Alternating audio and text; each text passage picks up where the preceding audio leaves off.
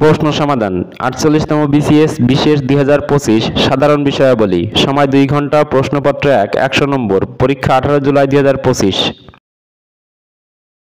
বাংলা সাহিত্য।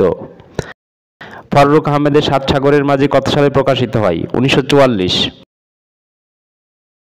ইউসুফ জুলেখার কবি শাহ মোহাম্মদ সগীরের জন্ম কোথায়? চট্টগ্রাম। আজ ৪ দিন হতে ধনিক বণিক শোষণকারীর জাত ও ভাই জোকের মতন ছুটছে রক্ত। কাড়ছে থালার ভাত। কার লেখা? কাজী নজরুল ইসলাম।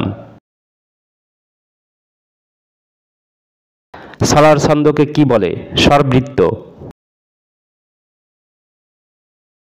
ইসমাইল হোসেন সিরাজীর কোন কাব্যটি বাজেয়াপ্ত হয়? অনল প্রবাহ।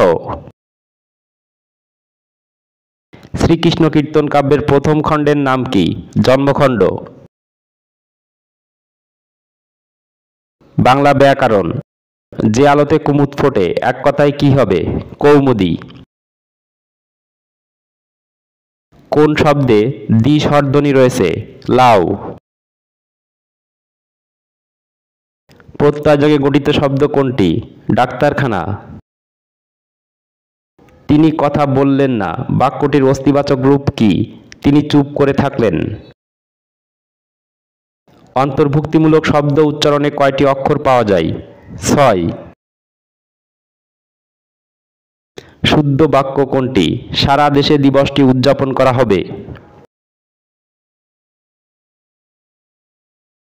ক্রিয়াপদের মূল অংশকে কি বলে? ধাতু। ট্রান্সপারেন্সি শব্দের বাংলা পরিচয় কি?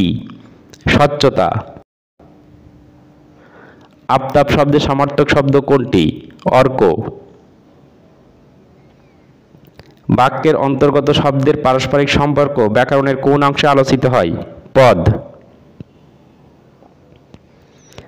অনুভূতিজাত দ্বিরুক্ত শব্দ কোনটি?